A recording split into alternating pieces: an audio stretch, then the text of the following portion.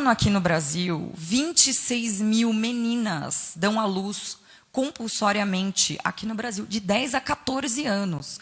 Quando o nosso Código Penal é muito claro em dizer que qualquer ato libidinoso ou relação sexual com menores de 14 anos é estupro de vulnerável.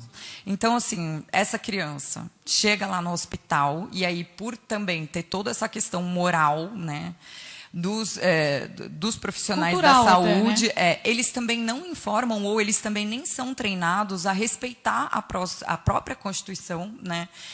Que todo caso de estupro, você tem direito ao aborto legal, ponto. Então, qualquer menina que engravide aqui no Brasil até 14 anos, ela tem o direito, ela precisa ser informada que ela passou por uma violência, isso precisa ser investigado, e isso que seria o básico do básico, que já está previsto em lei, também não está sendo cumprido, né? Não, e além de não ser cumprido, por quem de fato deveria estar olhando para isso, que é quem tem a gestão pública, quem está no poder, ainda abre margem para que outros grupos se sintam invadidos em uma pessoa, uma menina, que está dentro do direito dela de fazer um aborto, se colocar para fazer um aborto. Então, isso é realmente uma discussão que assim, não entra na nossa cabeça. E aí eu puxo para um assunto que eu acho que é muito importante. A gente fala de visibilidade feminina, a gente fala de temas de extrema discussão, e a gente precisa falar de espaço das mulheres também na política. Nas políticas públicas. Aqui, ó, o que a gente está fazendo não deixa de ser uma política. A gente tem na nossa cabecinha que a política é aquela coisa dos corruptos, né?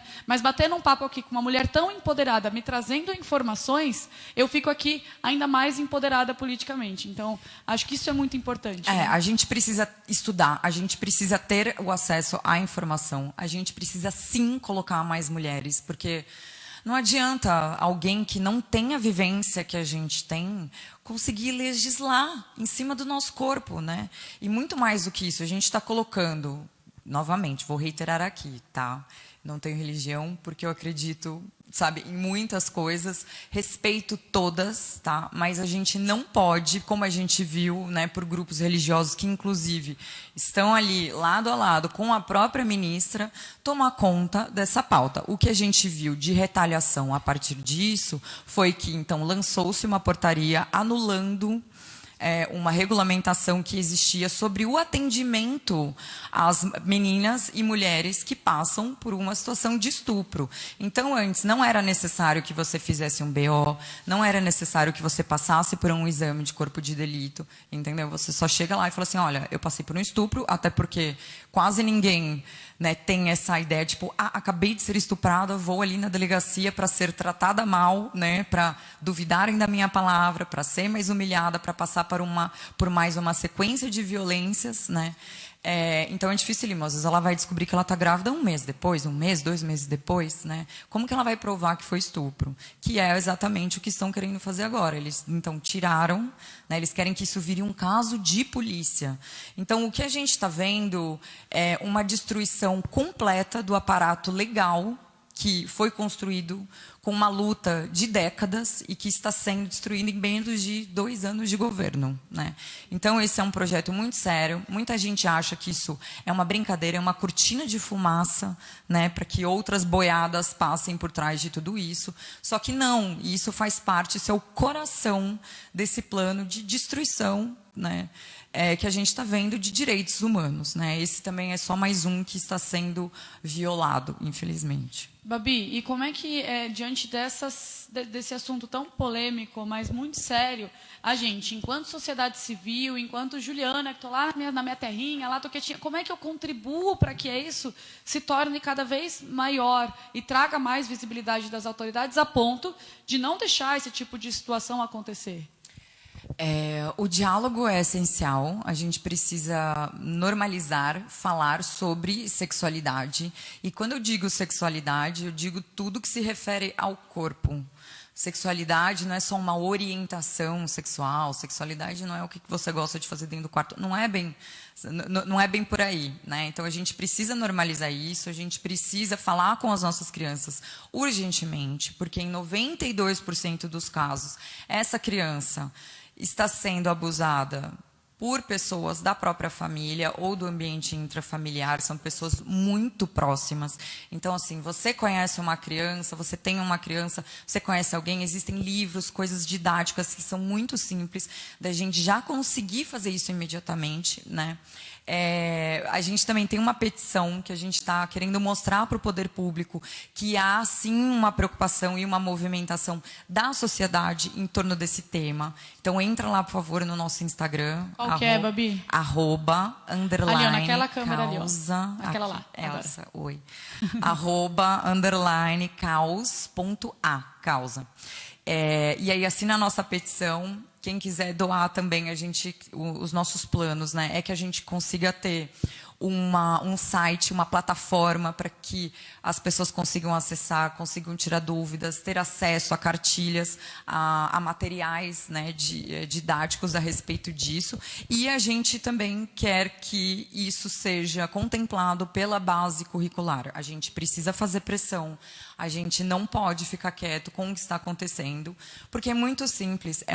A partir do momento que você tem acesso aos livros didáticos, a todo o material, você vê o quanto é simples e quantas violências poderiam ser evitadas pelo simples acesso a essa informação, porque a criança vai pelo menos conseguir identificar o que está acontecendo e contar para alguém, entendeu? Porque muitas vezes ela conta para a família. Eu sou uma ex-vítima, né?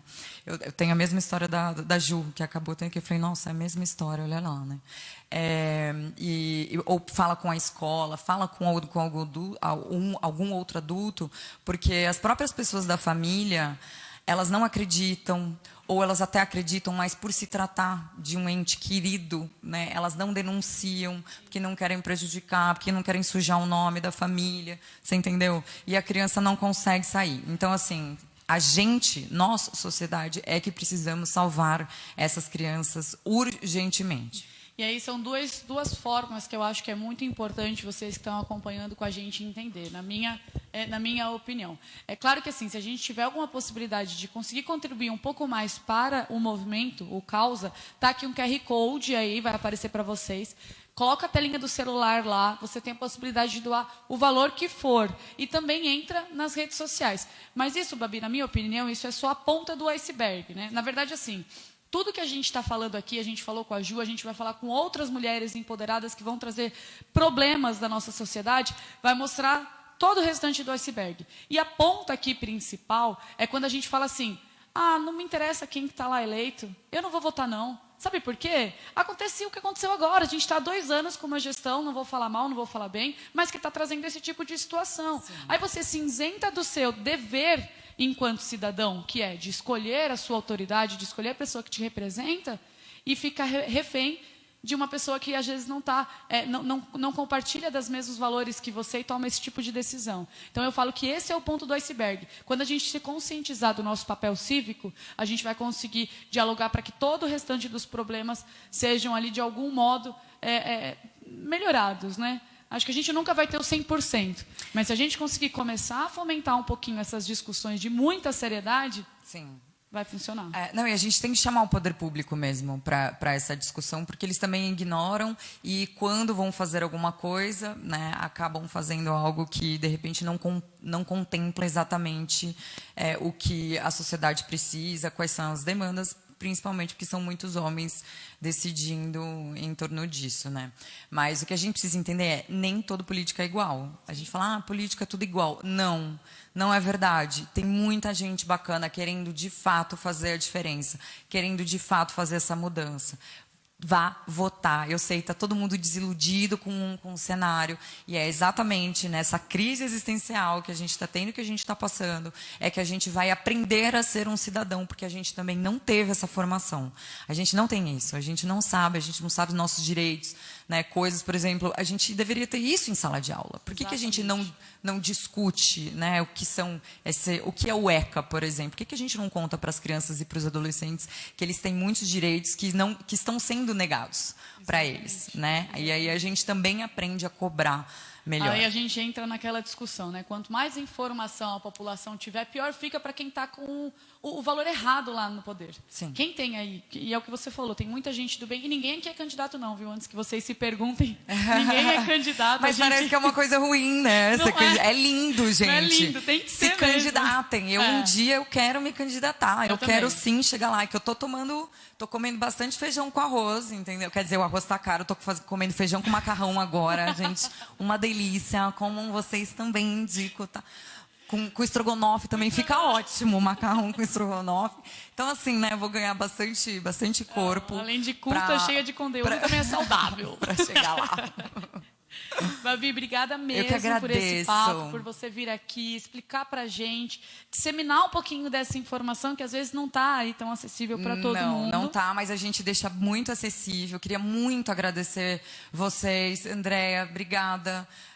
Por vocês darem esse primeiro investimento, né? E a gente pode ter certeza que a gente vai transformar isso em algo muito legal que reverbere aí por muitas e muitas casas. Liberdade, igualdade, sororidade.